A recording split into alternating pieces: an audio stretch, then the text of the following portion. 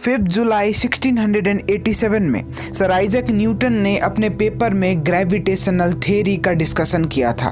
उन्होंने gravitational force का concept उस पेपर में पब्लिश किया था।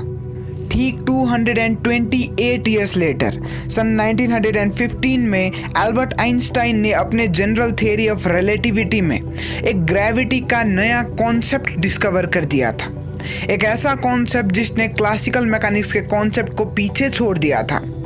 And in a way, this concept was better than the Newtonian concept of gravity. In the similar fashion, Sir Isaac Newton ने corpuscular theory of light publish की थी, जिसमें उन्होंने लाइट और लाइट रिलेटेड फेनोमेनन को बहुत ही अच्छी तरीके से एक्सप्लेन कर दिया था। बट बाद में क्रिश्चियन हाइगन नाम के साइंटिस्ट ने wave theory of light publish कर दी थी, जो कि एक बहुत ही डिफरेंट कॉन्सेप्ट था with respect to the corpuscular theory of light.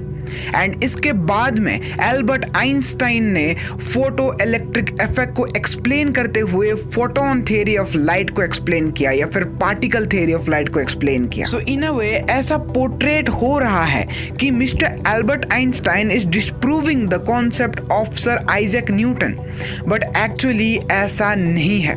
The reality is far from this thing. And आज की इस वीडियो में हम इसी चीज के ऊपर चर्चा करने वाले होंगे कि why this thing is not true and what is the actual truth. तो let's start this video without any time pass. Okay, तो हम ह्यूमन सिविलाइजेशन बहुत ही पहले से नेचर को अंडरस्टैंड करने की कोशिश कर रहे हैं।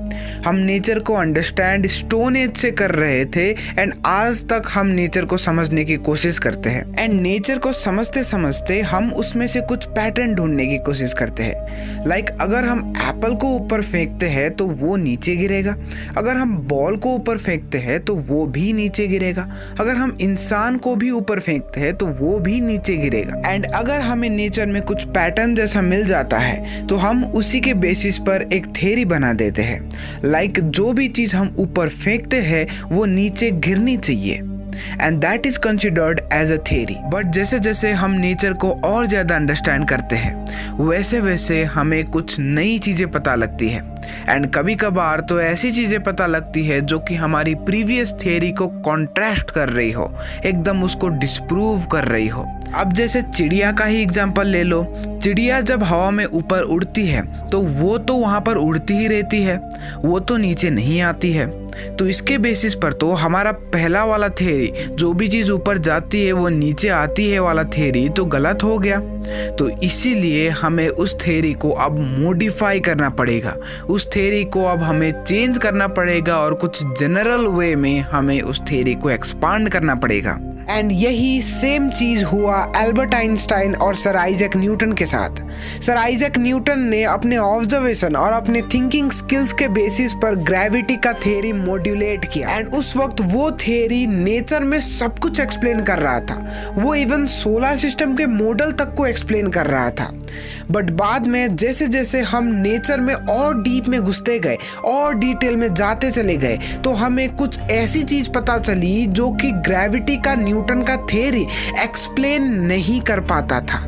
एंड उस केस में आना पड़ा सर एल्बर्ट आइंस्टाइन को। बाद में एल्बर्ट आइंस्टाइन ने जब general theory of relativity publish की तब वो जनरल थ्योरी ऑफ रिलेटिविटी में ग्रेविटी का डिस्कशन हुआ। एंड उस ग्रेविटी के थ्योरी ने सारी की सारी चीज़ों को एक्सप्लेन की।